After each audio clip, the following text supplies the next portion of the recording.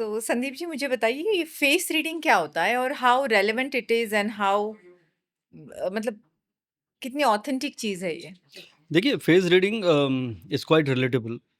जब मैं किसी का हॉरोस्कोप देखता हूँ तो मैं पामिस्ट्री, फेस रीडिंग और हॉरोस्कोप तीनों को इनकलकेट करता हूँ। Because there are lot of thing जो आप वहाँ से रिलेट कर पाते हैं। हुँ, अब जैसे मैं आपका हॉरोस्कोप बनाऊँगा तो हॉरोस्कोप बनाते-बनाते मुझे समझ में आना चाहिए कि अच्छा आपकी आईब्रोज़ ऐसी हैं, आपका फोरहेड ऐसा है, हुँ, तो ऐसा होना चाहिए, मर्क्यूरी ऐसा होना चाहिए। You are good in strategising because of your strong shape of your eyebrows. No matter अगर आप उसको कितना भी प्लग करें, हुँ, उसकी डेंसिटी और शेप चेंज नहीं कर सकते। जी। फिर मैं आपके ईयर्स देखूँगा तो ईयर्स आपके they are good size ears that means knowledge. तो हाँ, कान से क्या पता चलता है? कान से आपकी नॉलेज पता चलती है। इसीलिए पहले अब तो अलाउड नहीं है। हमने तो बहुत बार हमारी टीचर्स ने कान पकड़ के ऐसे करते थे, जी, क्योंकि ये आपकी नॉलेज को गवर्न करता है। तो हाँ, होमवर्क क्यों नहीं किया? हाँ, तो इसकी नॉलेज थोड़ी-सी बढ़नी चाहिए, यू नो। एक्टिवेट हो जाता है हाँ, तो समथिंग। एक्यूप्रेशर हो गया।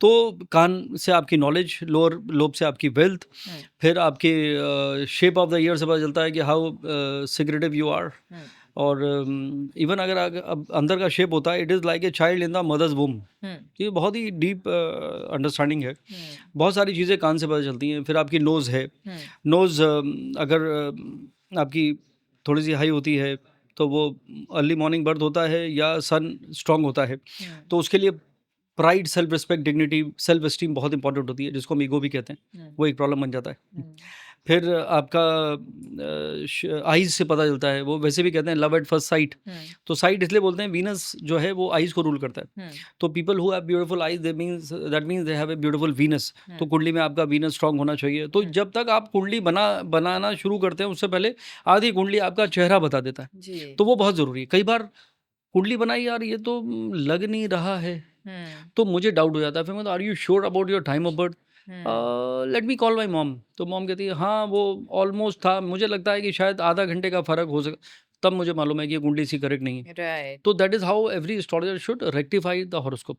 इसलिए हुँ, कई बार एस्ट्रोलॉजर की प्रेडिक्शन रॉन्ग होती है बिकॉज़ टाइम ऑफ बर्थ ठीक नहीं था। हुँ, कई बार लोग ज़िद भी करते हैं कि नहीं, मैं तो बाहर ही खड़ा था। हुँ, मदर क्लेम करती हैं मैं घड़ी देख रही थी, which is not possible, you know that way.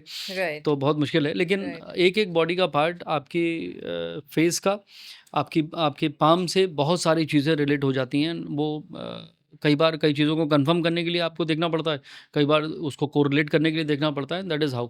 तो आईब्रोज़ आपके इंटेलेक्ट को रूल करता है, आपकी प्लानिंग को रूल करता है। एक इंसान बहुत इंटेलिजेंट हो सकता है, उसका शेप आईब्रोज़ का चेंज होता ही वही इंटेलिजेंट एक नेक्स्ट लेवल पे जाके हुँ, उसकी श्रूडनेस को डिफाइन करता है। ओह! आईब्रोज़ थोड़ी-सी स्ट्रॉन्ग बुशी हो जाती हैं तो एक डोमिनेंस और अथॉरिटेटिव माइंडसेट होता है। तो people who have strong Mars वो कभी रिटायर नहीं होते, उनकी आईब्रोज़ वैसी हो जाती हैं। फोरहेड की लाइन्स आपके नॉलेज को, आपकी लर्निंग को डिफाइन करती हैं। हुँ, फोरहेड का ब्रॉड होना मतलब आपका मर्क्यूरी इज़ क्वाइट सिग्निफिकेंट।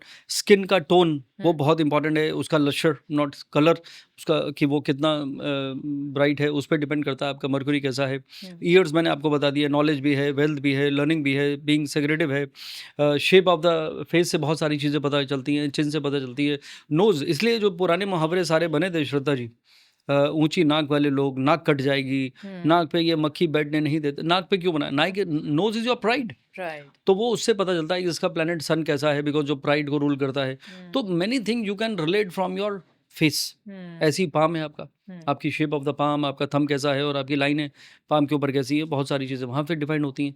तो every feature on your face, on your palm, the even the shape, वो डिफाइन करता है कि आपकी कुंडली, और वो 100% रिलेटेबल। हुँ, मतलब ऐसा नहीं हो सकता चेहरा ऐसा और कुंडली वैसी, ऐसा नहीं हो सकता। It goes hand in hand. और मैं तो जब तक वो डेट ऑफ बर्थ कह तो रहा हूँ कि जब वो बताता है तब तक मुझे आइडिया लग गया कि अच्छा ऐसा। तो that is how you can read a person. Okay.